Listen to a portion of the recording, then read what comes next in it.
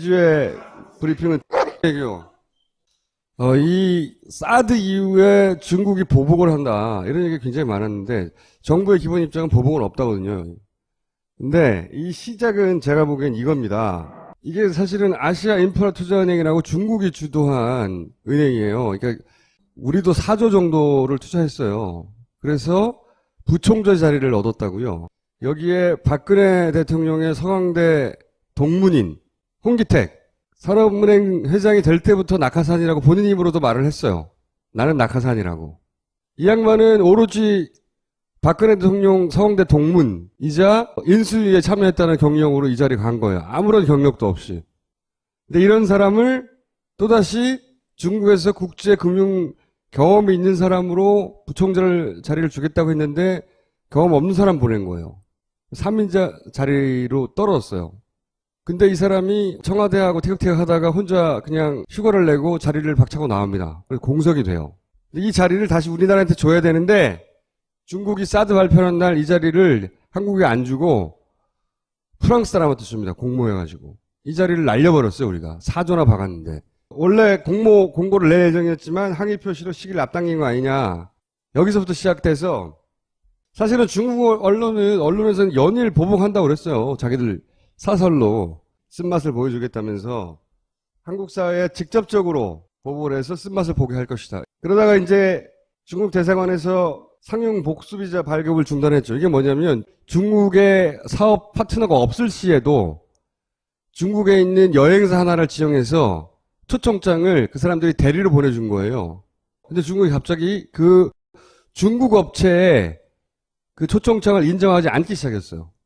그래서 사업차 가는 사람들이 매번 이 비자를 받아내야 되는데 그 비자도 중국의 파트너가 있어야지 초청장을 보내주는 회사가 있어야지 이걸 받는 거예요. 굉장히 어려워진 거죠, 요건이. 그러면서 중국에서는 또 화장품이나 드라마가 외면당할 것이다.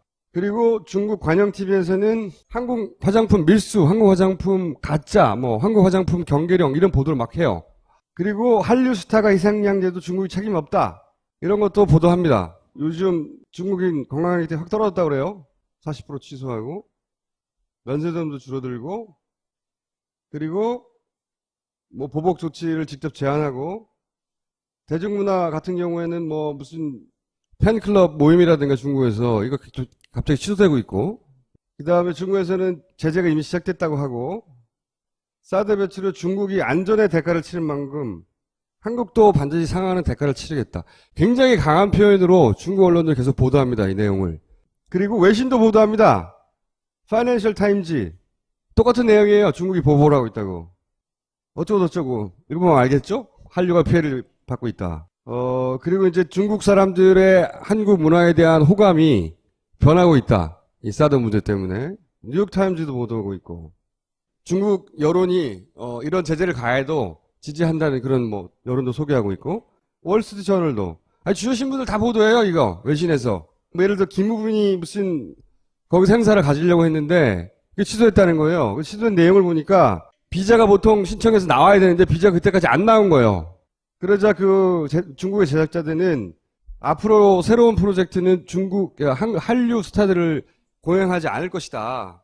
그런 리스크를 감당할 이유가 없다. 이런 인터뷰하고 그 다음에 왜 이 행사가 딜레이 됐냐고 관계자한테 물어보니까 force beyond our control. 자기들이 어떻게 할 수 없는 힘에 의해서 그걸 중국 당국이라고 표현하지 않을 뿐 구체적으로 얘기하고 있는 거죠.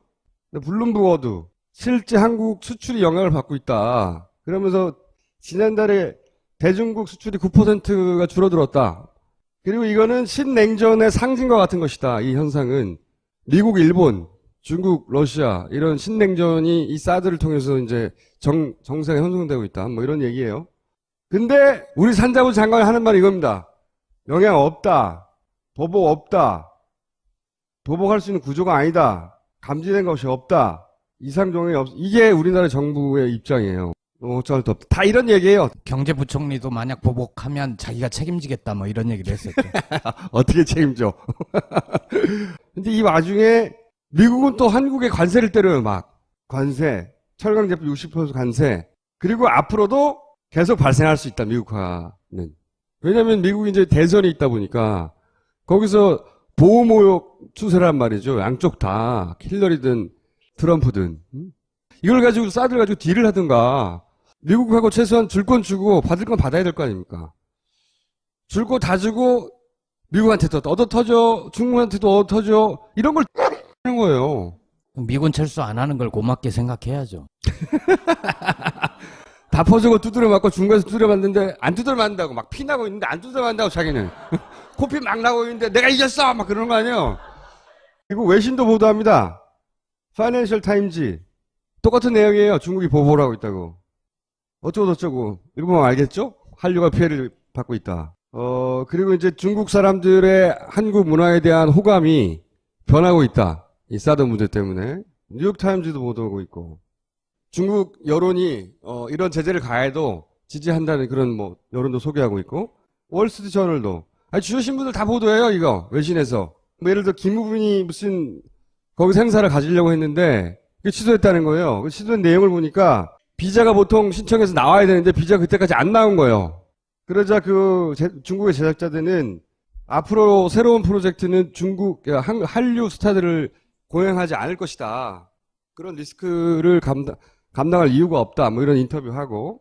그 다음에 왜 이 행사가 딜레이 됐냐고 관계자한테 물어보니까 Force Beyond Our Control. 자기들이 어떻게 할 수 없는 힘에 의해서. 이주의 브리핑은 얘기요. 이 사드 이후에 중국이 보복을 한다. 이런 얘기가 굉장히 많았는데 정부의 기본 입장은 보복은 없다거든요. 근데 이 시작은 제가 보기엔 이겁니다. 이게 사실은 아시아 인프라 투자은행이라고 중국이 주도한 은행이에요. 그러니까 우리도 4조 정도를 투자했어요. 그래서 부총재 자리를 얻었다고요. 여기에 박근혜 대통령의 서강대 동문인 홍기택 산업은행 회장이 될 때부터 낙하산이라고 본인 입으로도 말을 했어요. 나는 낙하산이라고. 이 양반은 오로지 박근혜 대통령 서강대 동문이자 인수위에 참여했다는 경력으로 이 자리에 간 거예요. 아무런 경력도 없이. 근데 이런 사람을 또다시 중국에서 국제금융 경험이 있는 사람으로 부총재 자리를 주겠다고 했는데 경험 없는 사람 보낸 거예요. 3인자 자리로 떨어졌어요. 근데 이 사람이 그걸 중국 당국이라고 표현하지 않을 뿐 구체적으로 얘기하고 있는 거죠.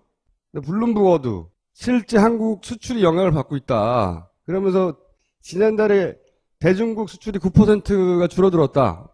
그리고 이거는 신냉전의 상징과 같은 것이다. 이 현상은 미국, 일본, 중국, 러시아 이런 신냉전이 이 사드를 통해서 이제 정세가 형성되고 있다. 뭐 이런 얘기예요. 근데 우리 산자부 장관이 하는 말이 이겁니다. 영향 없다. 보복 없다. 보복할 수 있는 구조가 아니다. 감지된 것이 없다. 이상 종이 없. 이게 우리나라 정부의 입장이에요. 어쩔 수 없다. 다 이런 얘기예요. 경제부총리도 만약 보복하면 자기가 책임지겠다 뭐 이런 얘기를 했었죠. 어떻게 책임져? 근데 이 와중에 미국은 또 한국에 관세를 때려요. 막 관세, 철강 제품 60% 관세. 그리고 앞으로도 계속 발생할 수 있다. 미국화는. 왜냐면 미국이 이제 대선이 있다 보니까 대하고 티격태격 하다가 혼자 그냥 휴가를 내고 자리를 박차고 나옵니다. 그래서 공석이 돼요. 이 자리를 다시 우리나라한테 줘야 되는데 중국이 사드 발표하는 날 이 자리를 한국에 안 주고 프랑스 사람한테 줍니다. 공모해가지고. 이 자리를 날려버렸어요. 우리가. 4조나 박았는데. 원래 공고를 낼 예정이었지만 항의 표시로 시기를 앞당긴 거 아니냐.